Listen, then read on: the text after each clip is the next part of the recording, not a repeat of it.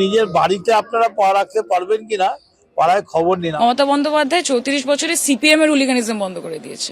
যাদবপুর বিশ্ববিদ্যালয়ের ঘটনায় রাজনৈতিক উত্তাপ বেড়েই চলেছে। থামছে না আক্রমণ, পাল্টা আক্রমণ। নমস্কার বন্ধুরা, আমার নাম ধ্রুবজ্যোতি সরকার। এবার যাদবপুর কাণ্ডে বাম অতিবাম সংগঠনকে হুঁশিয়ারি দিলেন স্থানীয় তৃণমূল সাংসদ সায়নী ঘোষ। তিনি বলেন, মুখ্যমন্ত্রী অত্যন্ত সহনশীল, সহনশীলতার পরিচয় দিচ্ছেন বলেই যাদবপুরে পুলিশ ঢুকছে না। এমন গুন্ডামি চলতে থাকলে যাদবপুরের নাম মাটিতে মিশতে খুব বেশি সময় লাগবে না।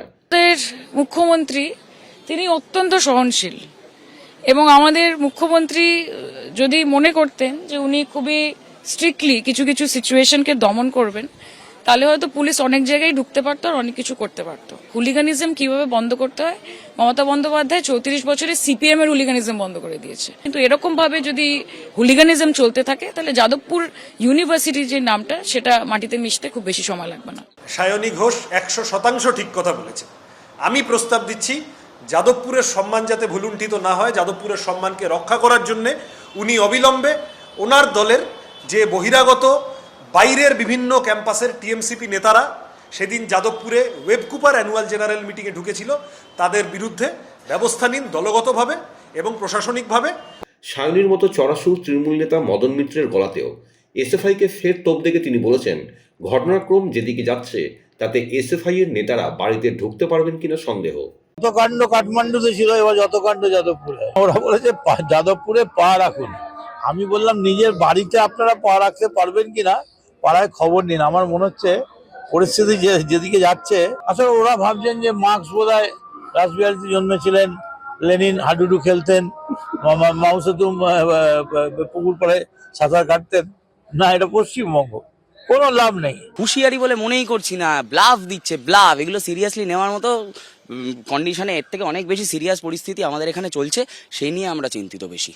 যাদবপুর বিশ্ববিদ্যালয়ে নজিরবিহীন অশান্তির পর থেকেই সরব তৃণমূল। শনিবারের ঘটনার পর থেকেই তৃণমূল নেতারা এসএফআই এর উদ্দেশ্যে একের পর এক তোপ দেখেছেন। যাদবপুরে শিক্ষামন্ত্রী ব্রাত্য বসুর ওপর হামলার পরই ঘটনার রাতে পথে নেমেছিল তৃণমূল। সেই মিছিলে হাঁটেন সায়নী ঘোষও। এবার তার হুঁশিয়ারি, মুখ্যমন্ত্রী চাইলে পুলিশ অনেক কিছু করতে পারত। 34 বছরের সিপিএম আমলের গুন্ডারাজ বন্ধ করে দেখিয়ে দিয়েছেন। মুখ্যমন্ত্রী সহনশীলতার পরিচয় দিচ্ছেন বলেই যাদবপুরে পুলিশ ঢুকছে না। কারা বলছে চালিয়ে খেলতে, কারা বলছে মাঠে থাকবে? রবীন্দ্রসঙ্গীত মমতাদি বাজাতে বলেন বলে এরা মাঠে থেকে দুটো বিবৃতি দিতে পারে। মমতা বন্দ্যোপাধ্যায় যদি রবীন্দ্রসঙ্গীতে সাময়িক স্থগিতাদেশ দেন, তাহলে এইসব কথাগুলো বলার জন্য কেউ থাকবে না, ওরা যা করে এসেছে। আমি মনে করি ছাত্রছাত্রীদের যে ডেমোক্রেটিক রাইট সেইটা বজায় থাকা দরকার। শিক্ষাঙ্গনের হচ্ছে গিয়ে একটা গণতান্ত্রিক পরিবেশ থাকা দরকার, মুক্ত চিন্তাভাবনার জায়গা থাকা দরকার। ছাত্রদের সঙ্গে কেউ ডায়ালগ করছে না, আলোচনা করছে না, সেই আলোচনাটা খোলা দরকার। এদিকে এসএফআই এর বিরুদ্ধে ফের তোপ দেখেছেন মদন মিত্র। এসএফআই এর বিরুদ্ধে চালিয়ে খেলা হবে স্লোগানের পরিপ্রেক্ষিতে বলেন, ওরা বলছে যাদবপুরে পা রাখুক। আমি বলছি পরিস্থিতি যেদিকে যাচ্ছে আপনারা নিজের বাড়িতে পা রাখতে পারবেন কিনা সেই খবর রাখুন।